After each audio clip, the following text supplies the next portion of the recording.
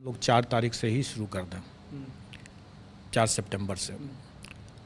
और ये document verification हमारा 11th 12th और 9th 10th और इसका होगा, और इसी में दिव्यांगजनों का भी हम लोग मेडिकल कराएंगे, क्योंकि इसके बिना हम परीक्षा फल नहीं दे सकते हैं।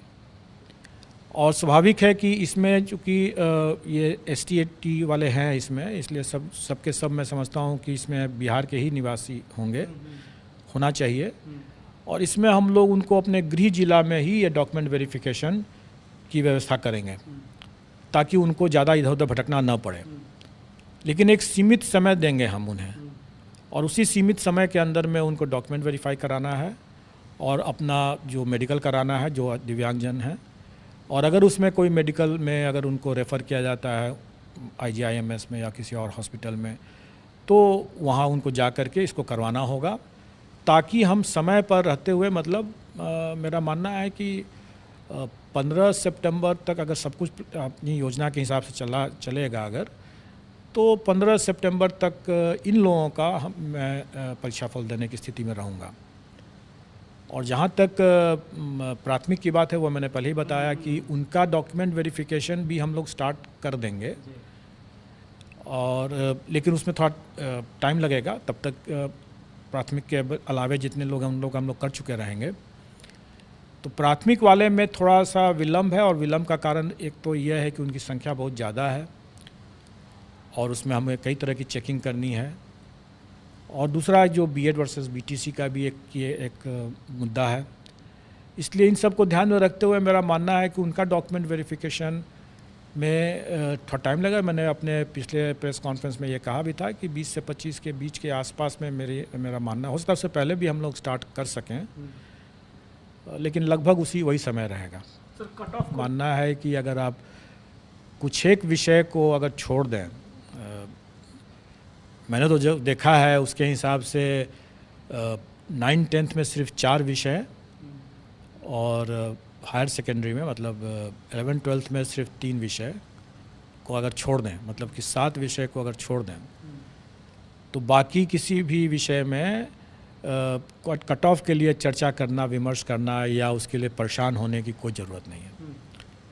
कोई ज़रूरत इसलिए नहीं है कि उसमें मैंने अपने ट्वीट के माध्यम से भी लोगों को एक तरह संकेत देने का कोशिश किया है। लोग उसका सही से नहीं समझ सके, तो फिर मैंने आज हिंदी में भी उसको स्पष्ट कर दिया है कि जो लोग इन 7 विषयों को छोड़ करके अन्य विषय के जो अभ्यर्थी हैं, अगर वो डिस्क्वालीफाई नहीं होते, मतलब अयोग्य नहीं हो जाते हैं, तो उनकी नियुक्ति उनका पक्का है, क्योंकि वैकेंसी है ज़्यादा और अभ्यर्थी कम है उसमें। लेकिन यही स्थिति बाकी में नहीं है।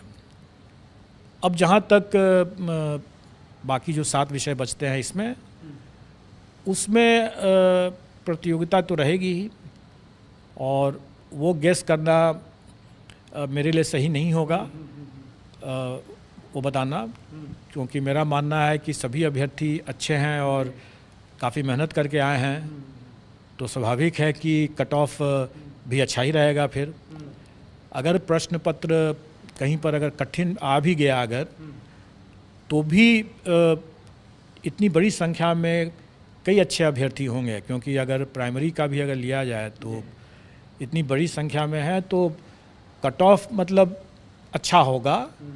कितना होगा, ज़्यादा होगा, कम होगा, ये मैं नहीं बता सकता हूँ। पहला कि हमारे जो प्रावधान थे वो पहले से दिए हुए थे, जो सरकार की नियमावली में ही घोषित है कि NCT का जो भी होगा परामर्श, उस पर सरकार का जो भी निर्णय होगा वही लागू होगा। तो अगर वो परिवर्तित हो जाता है तो वो परिवर्तित हो ही जाएगा।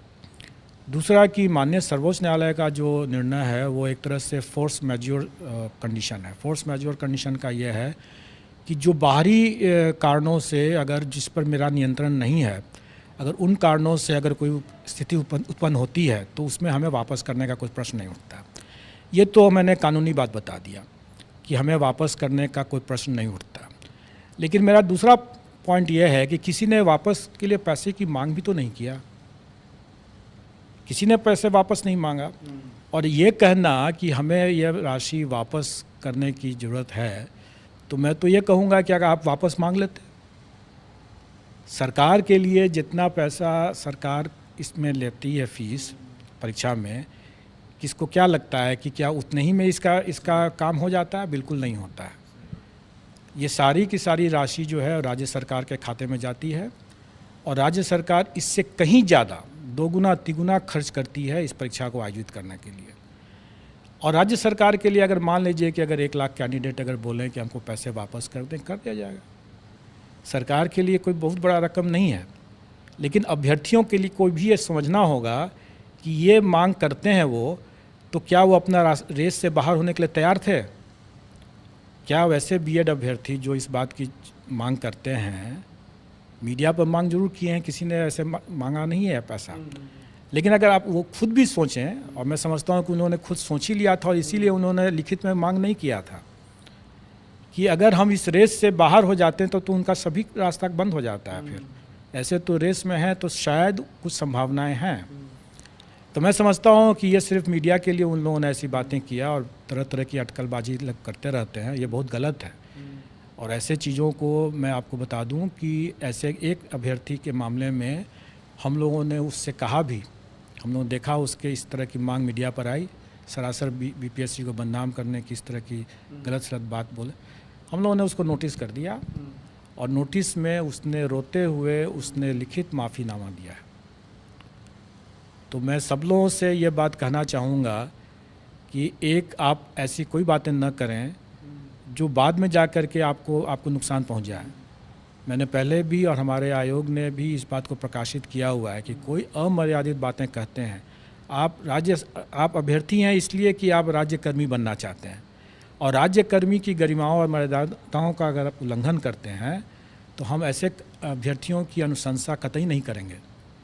और आजकल आप लोगों ने देख ही लिया कि फेशियल रिकॉग्निशन का ज़माना है। फेशियल रिकॉग्निशन से हम लोगों ने कई लोगों को चिन्हित किया है। हमारे लिए बहुत आसान है कि जो मीडिया पर जो लोग आकर के गलत सलत बात बोल के चले जाते हैं, वो समझ कर रहे हैं कि सब पर नज़र है।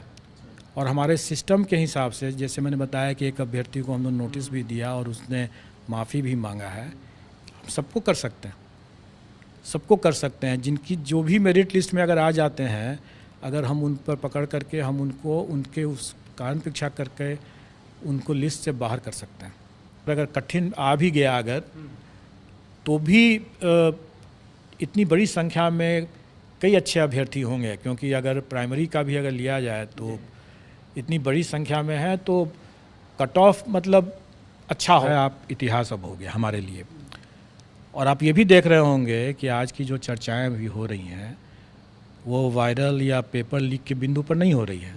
अब परीक्षा की गुणवत्ता, प्रश्न पत्र की गुणवत्ता और इस तरह की चीज़ें की बातें हो रही हैं, जो कि अच्छी बात है। शैक्षणिक बिंदुओं पर अगर विचार विमर्श अगर होता है